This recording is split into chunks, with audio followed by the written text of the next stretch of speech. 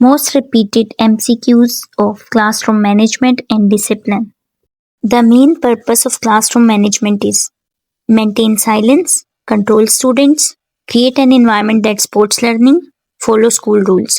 Basically management का main मकसद होता है कि create an environment that support learning, ऐसा एनवायरनमेंट क्रिएट करना जहाँ पे लर्निंग को सपोर्ट किया जाए. The best discipline style for effective teaching is authoritarian, permissive, democratic या authoritative, legislative. The correct answer is option C, democratic या अथॉरिटेटिव. इनको हम वन बाय वन देख लेते हैं कि कौन से मेथड्स होते हैं, क्योंकि इनमें से एमसीक्यूज बहुत ज़्यादा आते हैं. अगर आपको इनका कॉन्सेप्ट क्लियर होगा तो इनसे रिलेटेड हर एमसीक्यूज का आप आंसर इजीली दे पाएंगे. अथॉरिटेरियन मेथड, इसको स्ट्रिक्ट टीचर मेथड भी कहते हैं. इस मेथड में सारे डिसीजंस जो हैं वो टीचर्स लेते हैं, स्टूडेंट्स को इन्हें एज इट इज़ फॉलो करना होता है और स्टूडेंट्स ज़्यादा क्वेश्चन आंसर नहीं कर सकते टीचर के डिसीजन के ऊपर. यहाँ पे रूल्स बहुत ज़्यादा होते हैं और फ्रीडम बहुत ही कम होती है, जिसकी वजह से क्या होता है कि स्टूडेंट्स जो हैं वो डरते हैं और फियर फील करते हैं. इस वजह से वो समटाइम्स चीज़ें अंडरस्टैंड नहीं कर पा रहे होते, लेकिन वो उस चीज़ का इजहार नहीं करते और वो बताते नहीं हैं कि हमारे साथ ये इश्यूज़ हैं. परमिसिव मेथड जो होता है इसमें टीचर्स बहुत ज़्यादा सॉफ्ट होते हैं. Almost no rules, students can do whatever they want. Student जो मर्जी करते हैं, टीचर्स बहुत ज़्यादा रोक टोक नहीं करती और टीचर्स ज़्यादा डिसिप्लिन भी नहीं करती उनको, जिसकी वजह से क्या होता है कि क्लासेस जो है वो बहुत ज़्यादा नॉइजी और अनऑर्गेनाइज हो जाती हैं और ये मेथड भी जो है वो इतना सूटेबल नहीं है. डेमोक्रेटिक या अथॉरिटेटिव मेथड, इसको बैलेंस्ड टीचर मेथड भी कहते हैं. अथॉरिटेरियन अलग मेथड है, अथॉरिटेटिव अलग है. इन दोनों में आप लोगों ने डिफरेंस समझ लेना है, इनको मिक्स नहीं करना. इस मेथड में क्या होता है, क्लियर रूल्स होते हैं, रिस्पेक्ट दी जाती है टीचर्स को भी, स्टूडेंट्स को भी, और फ्लेक्सिबिलिटी भी होती है. टीचर्स जो हैं वो स्टूडेंट्स की भी सुनते हैं, उनकी जो प्रॉब्लम्स होती हैं उनको भी सुना जाता है, बट एक कंट्रोल एनवायरनमेंट होता है. एक कंट्रोल एनवायरनमेंट के अंदर यहाँ पे रिस्पॉन्सिबिलिटीज़ को और सेल्फ डिसिप्लिन को इनकरेज किया जाता है और ये बहुत बेस्ट होता है, बेस्ट लर्निंग एनवायरनमेंट है. और इसीलिए इन चारों में से फोर्थ वाला हम इसके बाद पढ़ेंगे.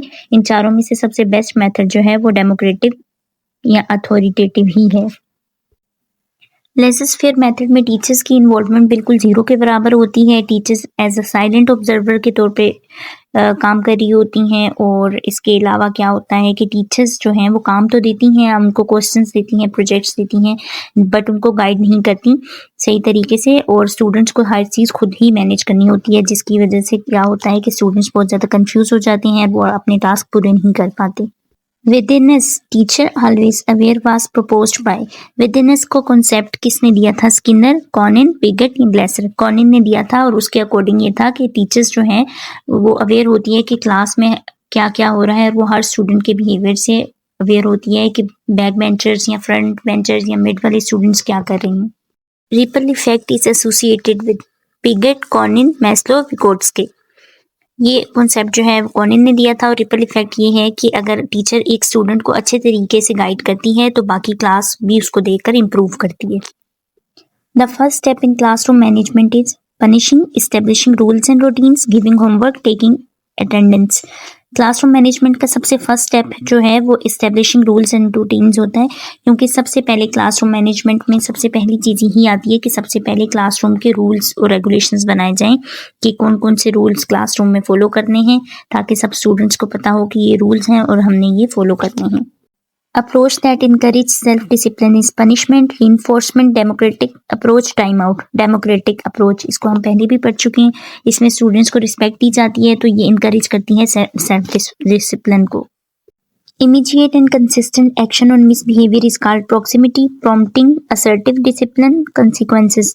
असर्टिव डिसिप्लिन कहते हैं इमीडिएट और कंसिस्टेंट एक्शन लेने को मिसबिहेवियर के ऊपर असर्टिव डिसिप्लिन कहा जाता है.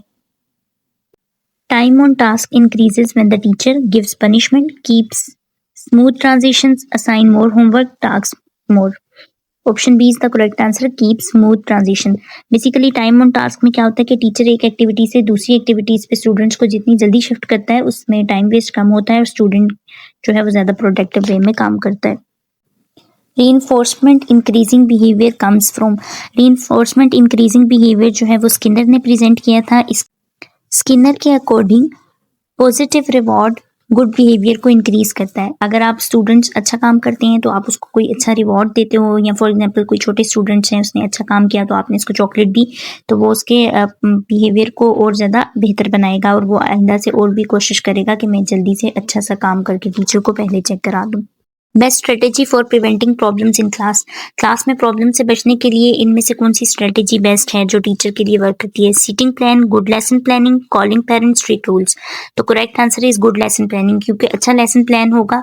स्टूडेंट्स मिसबिहेव तभी करते हैं जब आपका लेक्चर बोरिंग होता है। जब अच्छा लेसन प्लान होगा तो इंटरेस्टिंग लेक्चर लगेगा स्टूडेंट्स को, तो वो मिसबिहेव भी कम करेंगे और क्लासरूम में बहुत सारी प्रॉब्लम से टीचर्स बच जाएंगे। Teacher moving around to monitor student is group control, proximity control, task analysis, modeling। अगर टीचर क्लास में घूम रही होती है और हर स्टूडेंट के पास जाती है, मूव अराउंड करती है, तो इसको प्रॉक्सिमिटी कंट्रोल कहते हैं, क्योंकि इससे स्टूडेंट्स अलर्ट हो जाते हैं और वो अपने काम पे ज़्यादा फोकस करते हैं।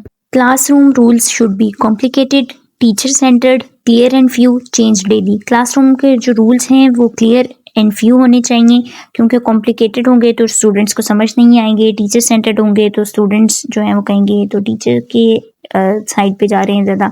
और डेली चेंज होंगे तो उनको समझने में प्रॉब्लम होगी। तो इसका बेस्ट आंसर जो ऑप्शन है वो है क्लियर एंड फ्यू। रूल्स जो हैं वो क्लियर होने चाहिए और होने भी कम चाहिए, ताकि स्टूडेंट्स इजीली उसको फॉलो कर सकें। Don't miss out, subscribe for more MCQs।